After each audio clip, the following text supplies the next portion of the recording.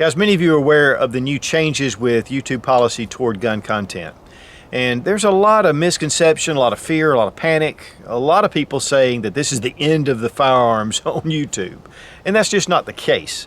There are definitely some things that we want to talk about with these policies. It is going to make some differences in a lot of areas, but honestly, most of your standard gun content is going to be untouched by these policies.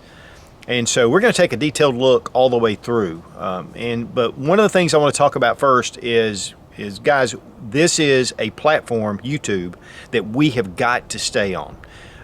This is a place where we are reaching millions of people that are just, maybe they're curious, maybe they inherited a firearm, maybe they're just kind of looking to see how to disassemble a gun that they've had for many years.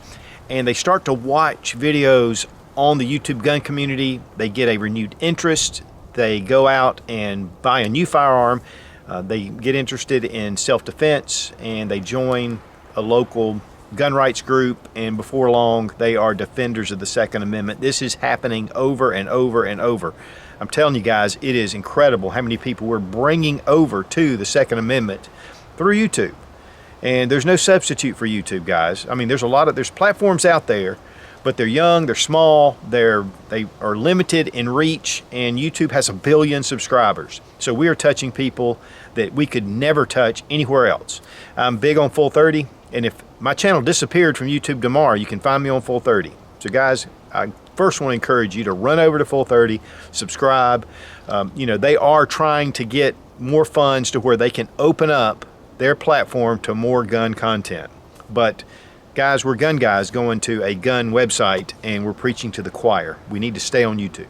The other thing about YouTube is it is a private company, but they built their business on the backs of content creators. And so they put a lot of policies in place and they wanted to share in the ad revenue, and they have, and it's become very successful because of it. But while I have to stay within YouTube policy guidelines, YouTube has to stay within YouTube policy guidelines. There are contracts. When money starts flowing, guys, it changes the whole demeanor of our relationship with gun channels and with YouTube. Now, YouTube is not totally anti-gun as much as they are being pressured by advertisers, and that has caused a lot of disturbance with content. Not that they're big supporters of the Second Amendment, but that they have allowed us to, for 10 years, I've been on here 10 years, showing gun content and have made a living doing that. Last year, of course, when they demonetized a lot of the gun content, I was not able to continue making a living with just YouTube, and that was a big thing with Patreon. In fact, guys, if you have joined Patreon and you're a Patreon supporter, thank you, because you're the reason why I am standing in front of this camera, or sitting in front of this camera today. It's because of your support. Guys, if you want to continue to see good content, then consider going over to Patreon and supporting your favorite gun channel. For $1 a month, or you can do more according to how much you value what we do. It's a great way to keep gun content on the internet, and that is so important. So one way we've got to be funded somehow, and that's just the way that we're seeing. We're looking at other platforms, guys. We're looking at other things, but again, there's nothing that competes with YouTube. So we're going to fight to stay on here. Now, let's talk about the upcoming changes, because guys, it's not as bad as a lot of people think. And so we're going to look and just see what it really says. Now, here are the policies of content featuring firearms. YouTube prohibits certain kinds of content featuring firearms. Specifically, we do not allow content that, number one, intends to sell firearms or certain firearm accessories through direct sales. An example, private sales by individuals or links to sites that sell these items. These accessories include, but may not be limited to, accessories that enable a firearm to simulate automatic fire or convert a firearm to automatic fire. An example, bump stocks, gatling triggers, drop-in auto sears, conversion kits, and high-capacity magazines. Examples, magazines or belts carrying more than 30 rounds.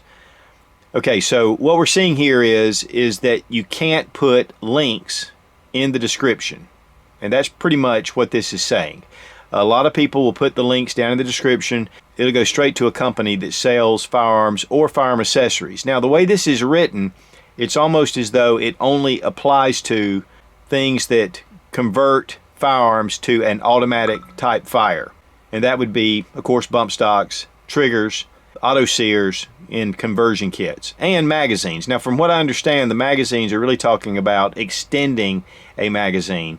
And I thought it was kind of neat that they at least realized that high capacity magazines are over 30 rounds for the AR. Number 2, provides instruction or manufacturing of a firearm, ammunition, high capacity magazine, homemade silencer, suppressor, or certain firearm accessories such as those listed above. That has to do above with those items that are listed, not necessarily factory type products. Such as standard magazines, or putting in a trigger in a pistol, or putting a trigger in a AR-15 if it's not something that causes it to fire automatically. This also includes instructions on how to convert a firearm to automatic or simulated automatic capability. So I think it's kind of focused honestly on the bump stock and things that will accelerate the rate of fire. Now, some can construe this to say that if you put in a Geisley trigger, because that makes it smoother and actually faster to fire, that could be possible. But that's not really what they're saying here, but that remains to be seen. Now, number 3, it says shows users how to install the above mentioned accessories or modifications, which again are the bump stocks, the triggers, and things that would increase the rate of fire dramatically. I think we're really looking at the policy saying that we're going to ban bump stocks and Fostech or Franklin type triggers and others that really increase the rate of fire from being on YouTube. I think there's a lot of fear that this is going toward just standard firearms, and I really don't believe this is what it's saying. In fact, the first time I read it, I was thinking this doesn't say that YouTube is going after gun content. I think Polymer 80 lowers and are definitely involved with this because this is making a firearm, which would also include polymer AR lowers that are 80%. Now, this could be construed to say that they are saying that if you take a stripped lower and you build it with an AR-15, that could fall under these restrictions. So for me, I'm going to leave off the builds. And again, I'm going to full 30. Now, down below it says, was this article helpful? And honestly, it was helpful. But if you put no, it'll give you a place to be able to comment. And if you want to comment and voice your opinion, obviously about bump stocks, about these triggers, then this is the place to do it. So guys, the big thing that I want to pull from this is get in touch with YouTube. Go down to the bottom of your home page on your YouTube channel, and there'll be a help or feedback button. Click on it. Tell them what you think. Say, look guys, please leave gun content alone. Let them have a free voice. Let them do what they do. And just let them know. It's just a vote to keep the gun community on YouTube. And that's the big thing. Whether a lot changes or not is beside the point. And really, these policies that we're seeing, I can understand where they're coming from, even though I don't like it. And so we can continue here on YouTube. We can continue to spread the message. That is a big thing. Again, coming up, we'll see how a lot of the instructional stuff pans out, exactly what they're talking about. Hopefully we can bring the AR-15 builds and different type installation projects back on to the platform, but if not, check out the video here and then go to full 30 and see the instruction. And we'll show you how to install it, we'll show you how to put it on, and we'll show you how to do a build, we'll show you all those things.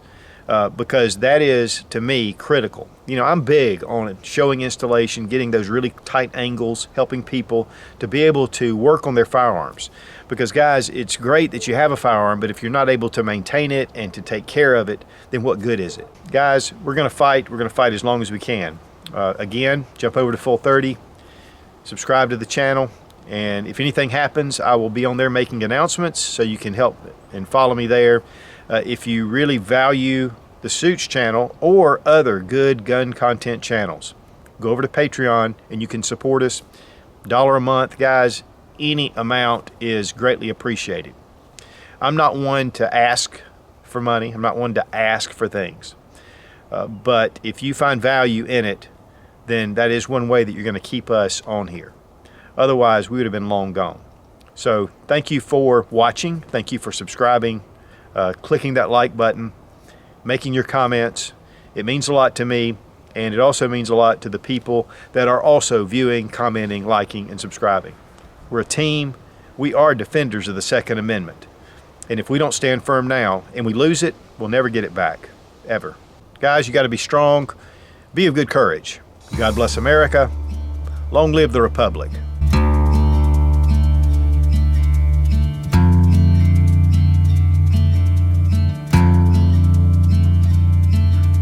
One of the things that I want to just address is this massive protest against our rights. We do not live in a democracy, and a democracy is where the majority rules, the majority can decide. If I have a bike and the majority votes that they can take my bike, they can just take it because majority rules. In a republic, I have property rights, and no matter what the masses vote for, they cannot take my bike because it is rightfully mine, and the law protects my right to keep that bike. Same thing with the Second Amendment and self-defense. Self-defense is a God-given basic human right. And so there is no one who can take away that right from you legally in a republic. It is your right. Right for free speech. Doesn't matter if the majority disagrees with what you say, you still have the right to say it. Religion and all the privacy and property rights and all the different things that we have that the Founding Fathers laid out. Those rights are protected. Individual rights. And so it's really important to understand that what these kids unknowingly are doing is they are trying to, through a mass of protest and trying to act like a democracy, that they can take away our basic inalienable rights. And it's not right. And we need to stand against it. It doesn't matter if only 20% of the country wants to own firearms. The 80% has to respect it because it is our right. And that right is protected by the Constitution of the United States. What they're really asking is to surrender our arms to a force of arms by a monopoly. And that would be police, military, government. The balance of power needs to remain in the hands of the people. We must remain armed.